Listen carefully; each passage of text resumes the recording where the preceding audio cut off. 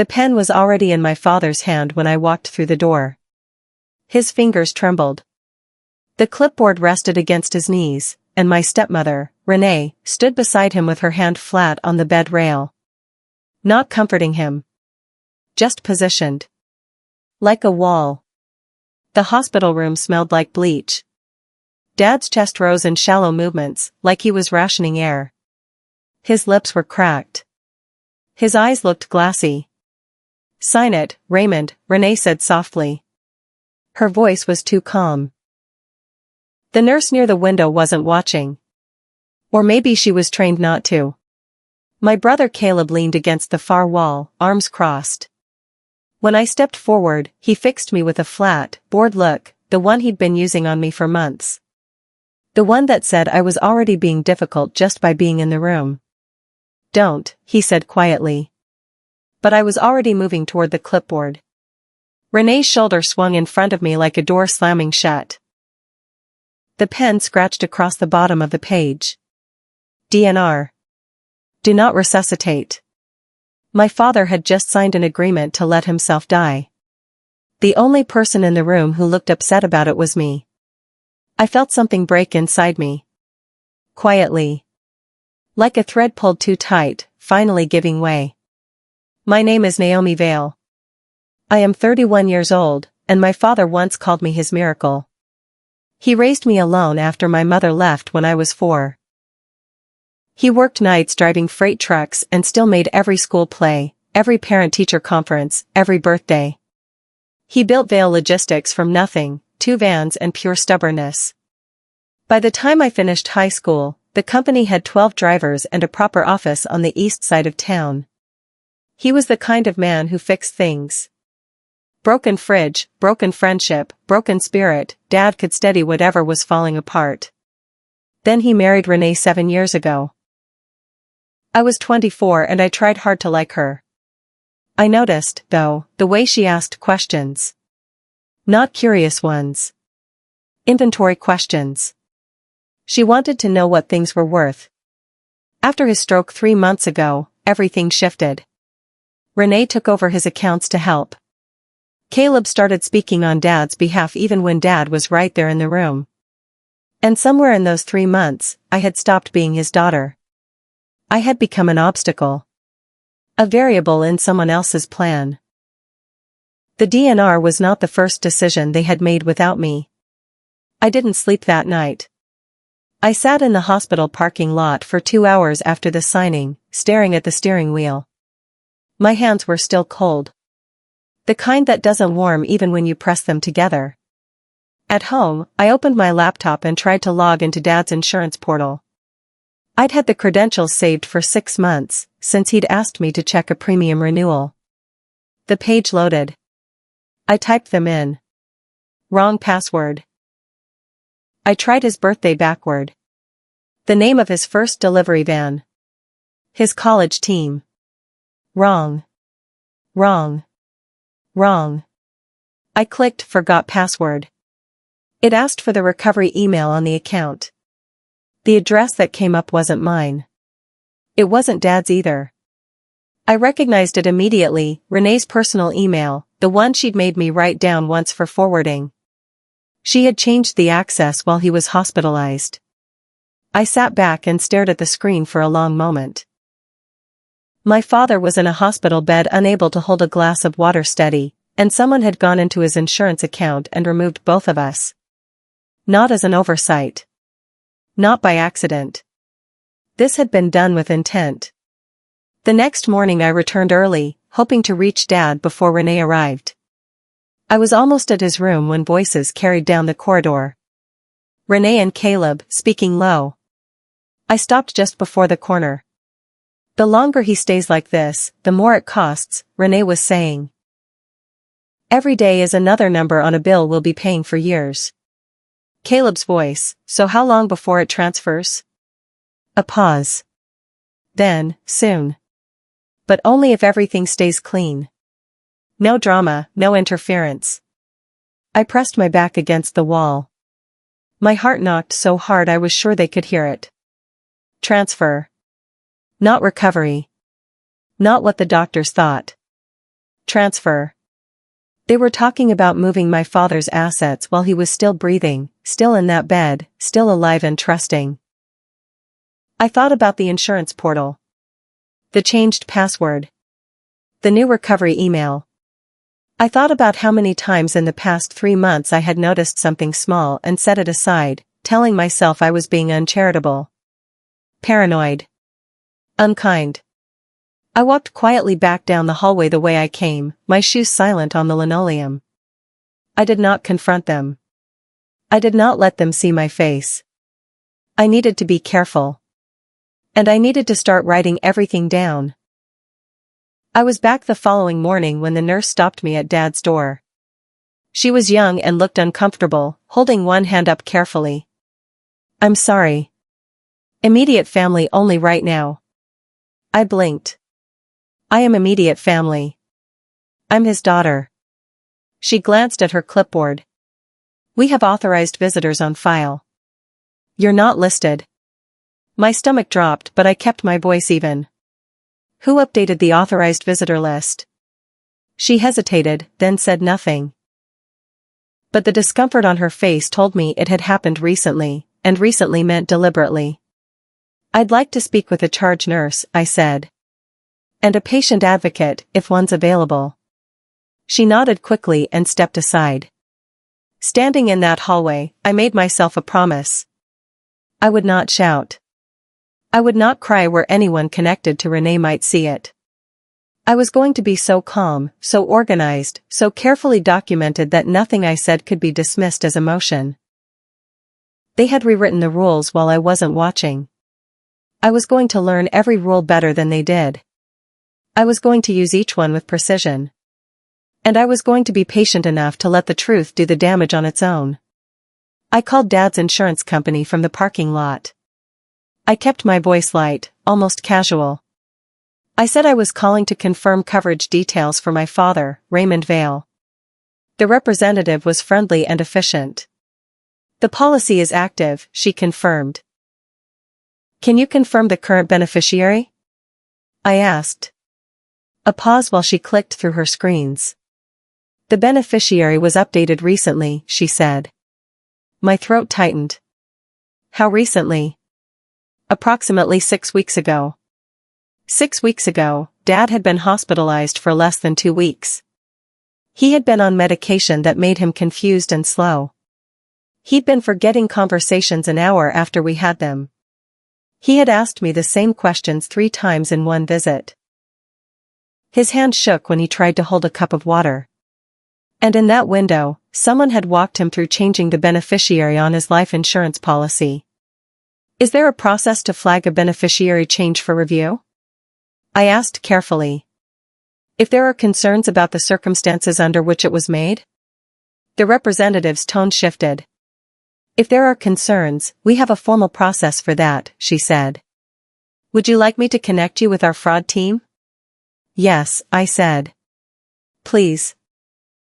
I got into Dad's room alone on the second afternoon. Renee had gone to get food. Caleb had stepped out for a call. I had maybe 15 minutes. Dad was awake, barely. His eyes half open in the dim room. I sat beside him and took his hand carefully. His fingers felt thinner. "Dad. It's Naomi. I'm right here." He turned his head slowly. His eyes found my face and something shifted in them, recognition, then worry. "Naomi." His voice was rough, dry. "You don't need to talk much. I just wanted you to know I'm here." He was quiet for a moment. Then, almost too soft to catch, "I didn't understand everything." I went very still. "What didn't you understand, Dad?" His eyes moved to the door and back. Like he was checking. "They said it was just paperwork." A long pause. There was so much paperwork. His eyes filled. Not with tears exactly. With a wet, frightened look. I squeezed his hand gently. "I know," I said. "I'm going to take care of it." He closed his eyes. I stayed beside him and held on. The machines beeped softly. Outside in the hallway, the world kept moving. In here, everything had gone very still. His business partner's name was Victor Hale. Victor had known my father for 19 years. They'd built Vale Logistics together, though Dad eventually bought out Victor's share. They stayed close, Sunday dinners, fishing trips, the occasional favor. Victor was one of the few people my father trusted fully. For 3 weeks, I had been calling his number and getting voicemail.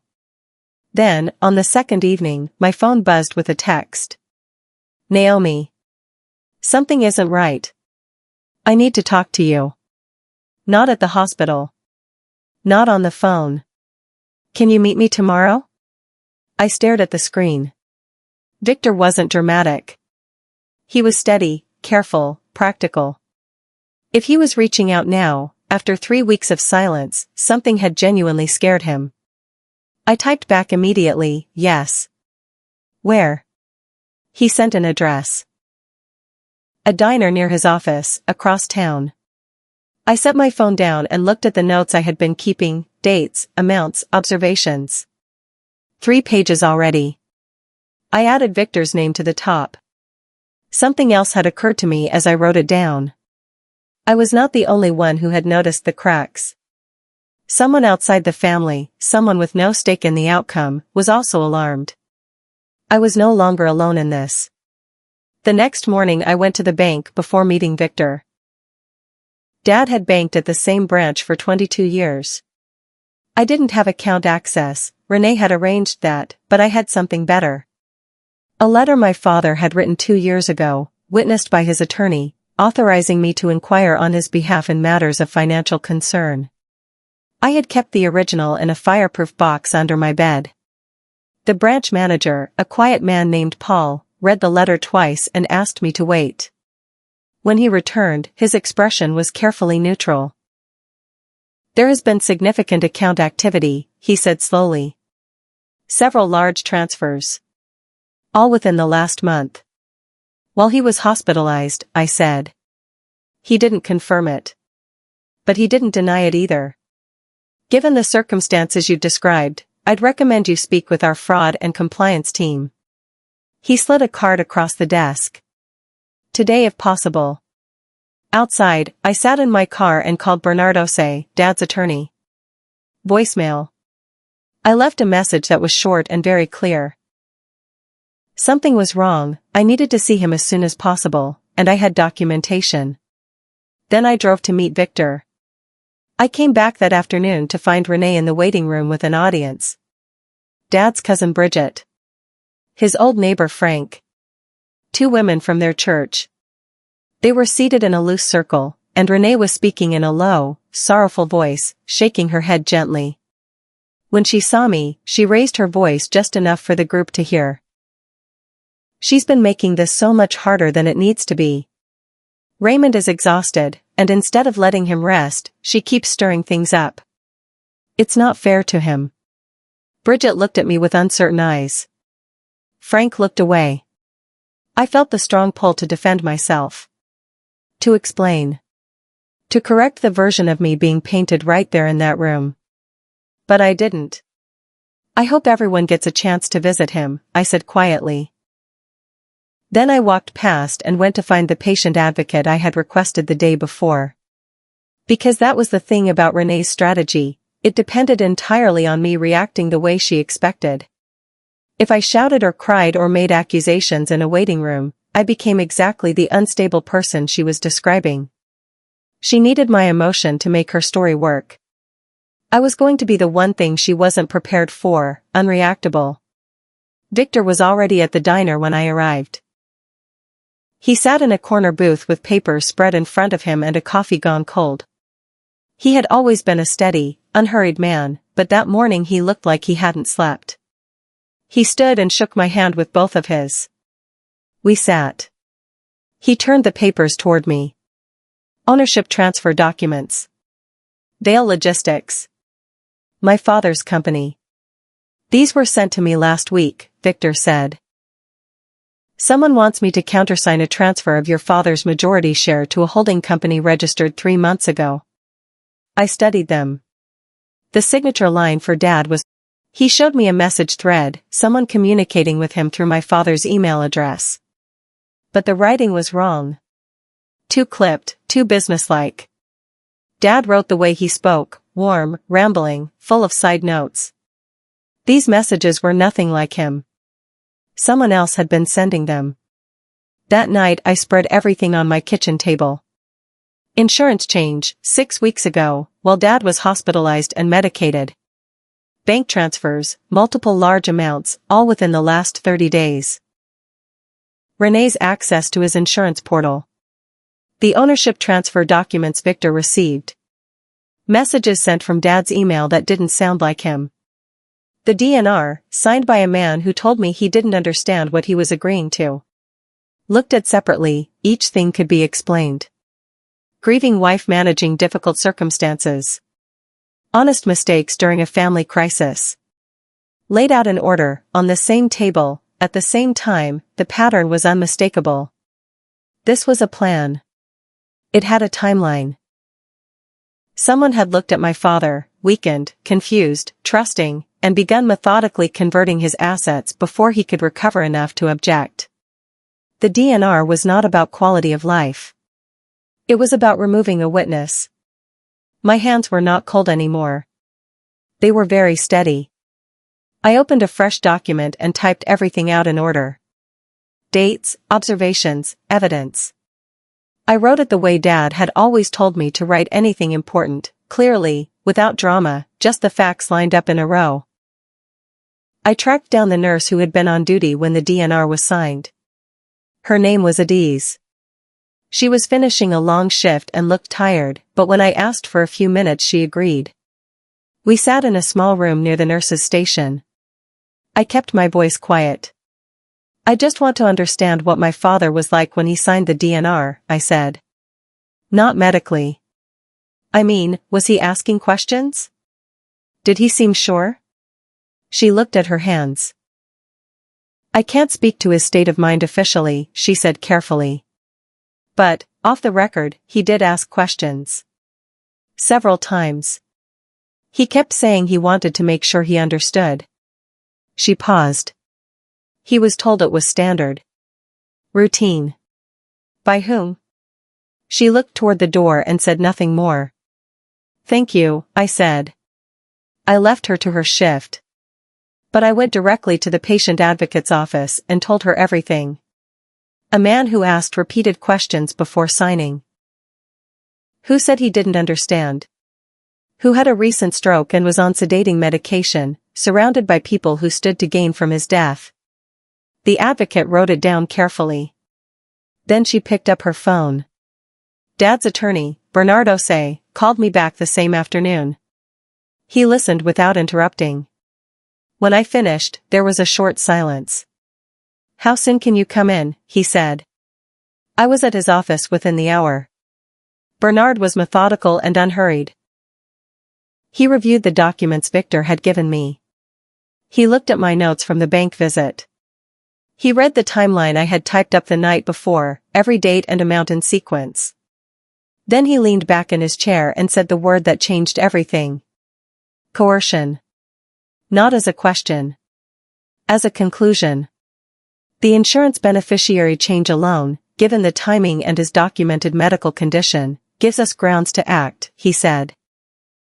Combined with the transfer documents, the account activity, and what the nurse told you about the DNR signing, we have enough to open a formal financial exploitation inquiry.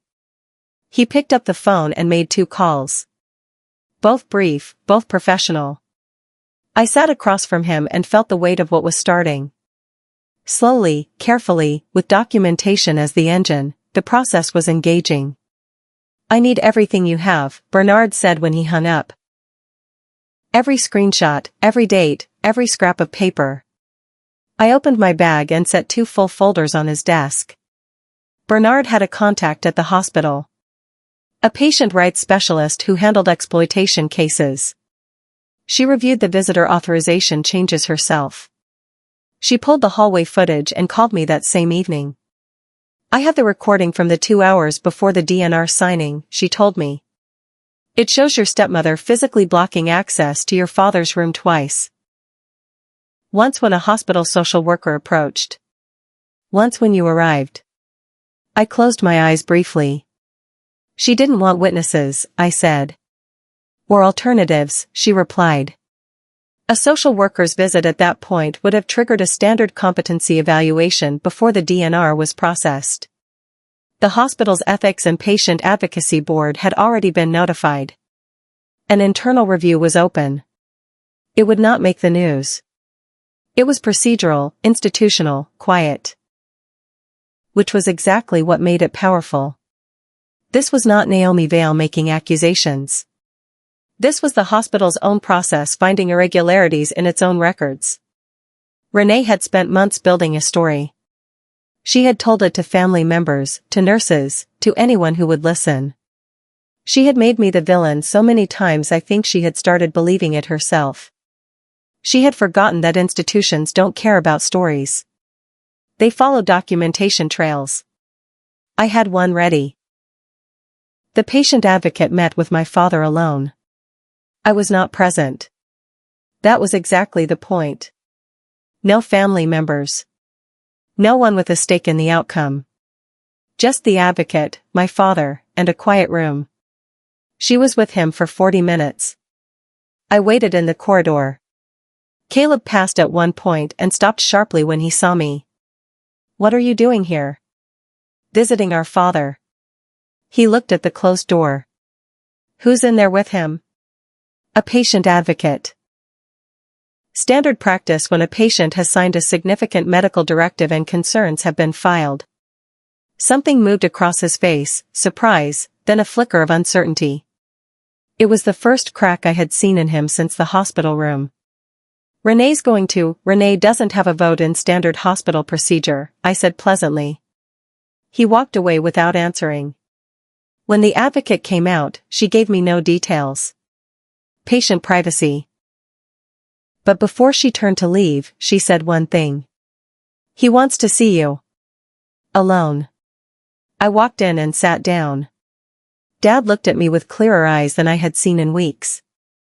They told me you weren't coming anymore, he said quietly. That you were too busy for this. The bank moved fast. Bernard had submitted a formal financial exploitation review request, backed by the letter of authorization and a documented timeline. The compliance officer, Patrice, called me directly the following morning. We've reviewed the transfers, she said. They were authorized using a power of attorney filed 4 weeks ago. My father didn't grant a power of attorney to anyone, I said.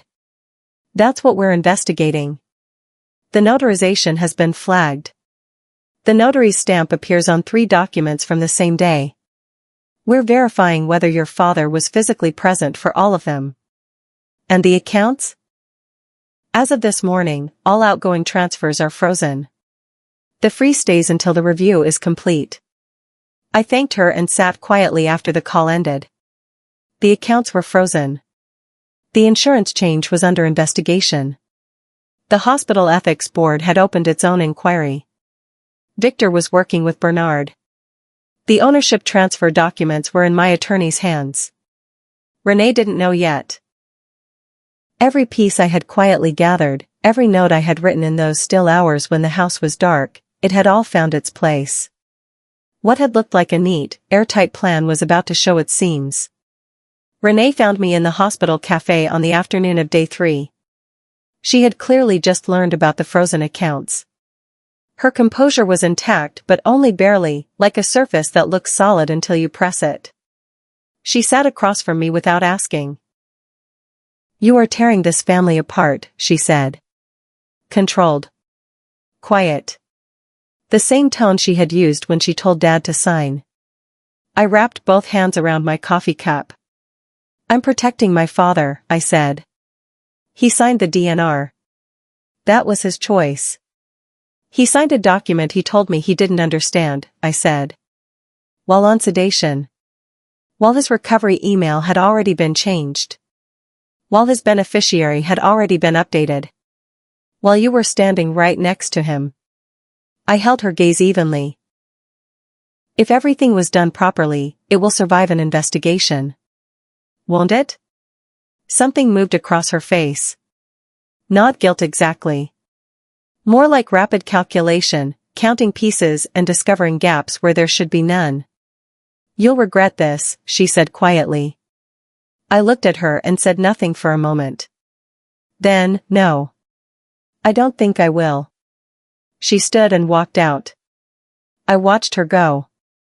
For the first time since the hospital room, she hadn't looked certain of anything. Caleb called me that night. I almost let it go to voicemail. But something made me answer. He didn't say hello.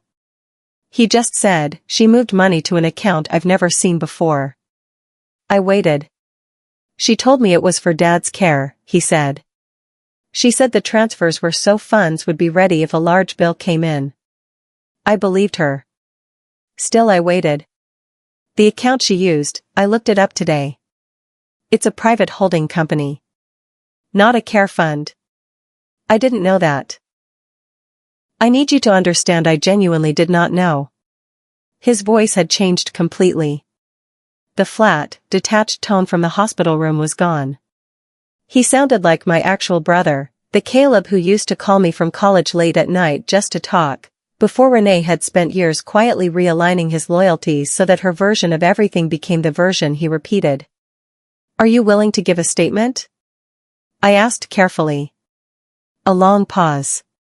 Yes, he said. I exhaled. Call Bernardo, say. Dad's attorney.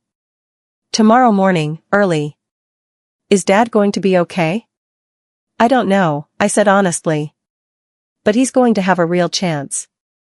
That's all I'm trying to give him. I walked into Dad's room on day 3 morning and found him sitting up. Not much, maybe 10 degrees off the pillow. But his eyes were fully open and he was watching the door when I came in, as though he had been waiting. I pulled the chair close and sat. Naomi, he said. Rough, but steadier than before. I took his hand. He squeezed, weakly, but on purpose. They told me you were trying to take over, he said. The company. The accounts. They kept saying it. He paused. I was so tired. And I trusted her. So I believed it for a while. I know, I said quietly. Is it true, the transfers? The papers they had me sign? I took a breath. We're looking into all of it. Bernard is handling it. Victor is helping.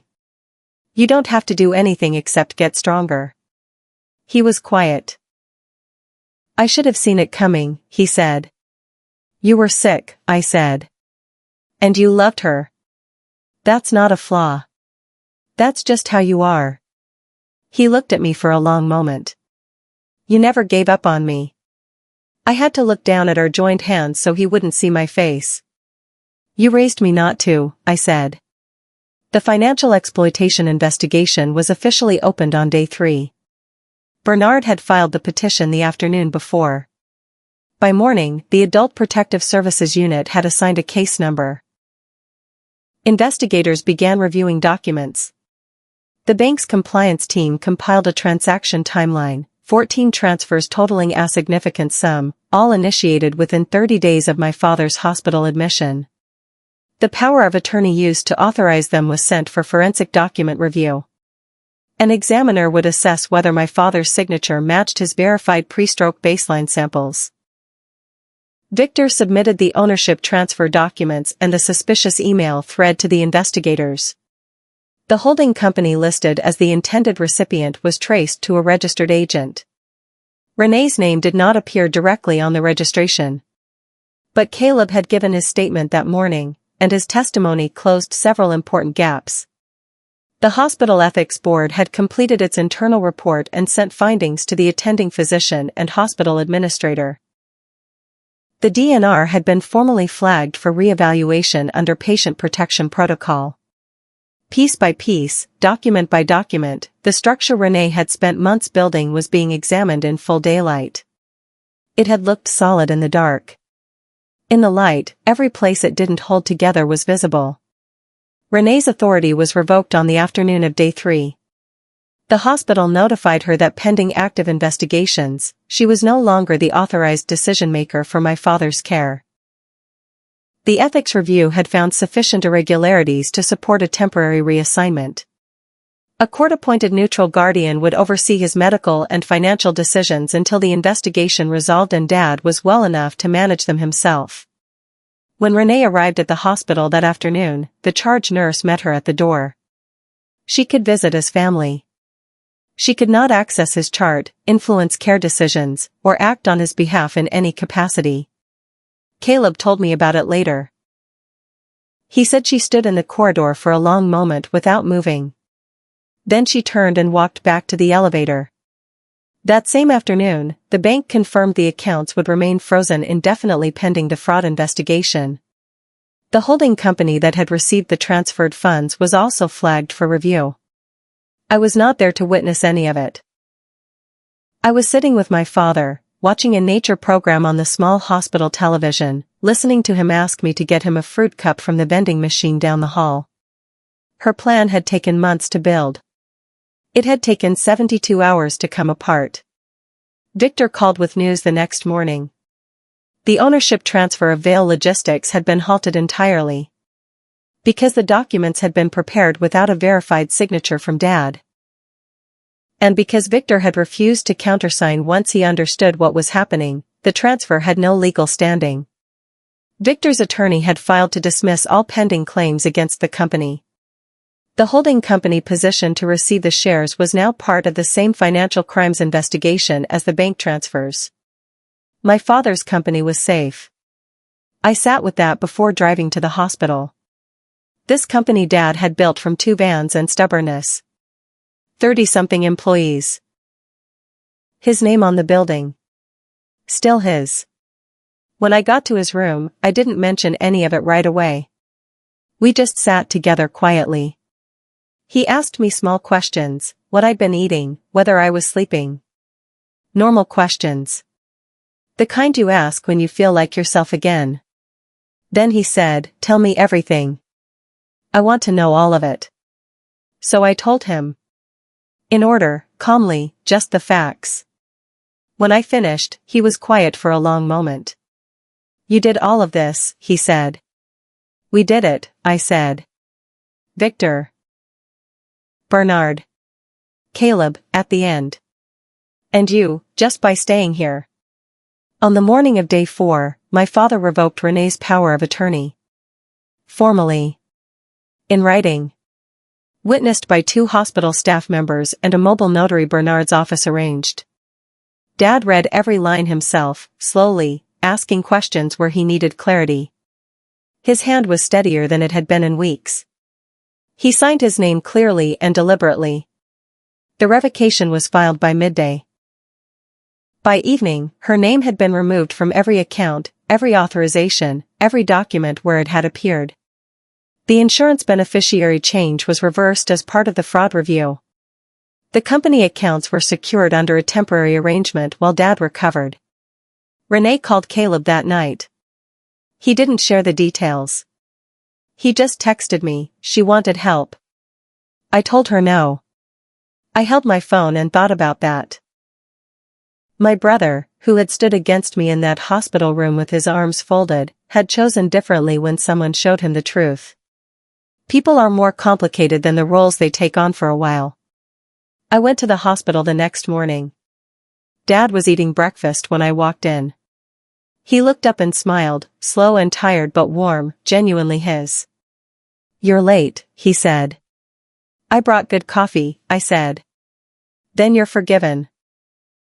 72 hours after my father signed that DNR, everything Renee had built was gone. The accounts were frozen. The ownership transfer was dead. Her medical authority had been stripped. The power of attorney was revoked.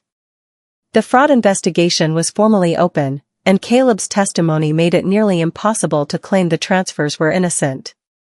She lost it all. Piece by piece, the way things fall apart when they were never really solid. Dad spent 3 more weeks in the hospital. Then he came to stay with me. He walked with a cane. His speech slowed on tired days. But he was there, present, himself. He sat at my kitchen table each morning and drank his coffee and read the news. Sometimes we were just quiet together. I hadn't known how much I had missed that until it came back. He never said Renee's name. Neither did I. Caleb called every week. Awkward at first, then less so. Vale Logistics was still standing. Victor managed it through the recovery while Dad slowly returned. I did not feel like I had one. I felt like I had kept a promise, to my father, and to the girl who grew up watching him hold everything together when it fell apart. He taught me that when it mattered most, I used it.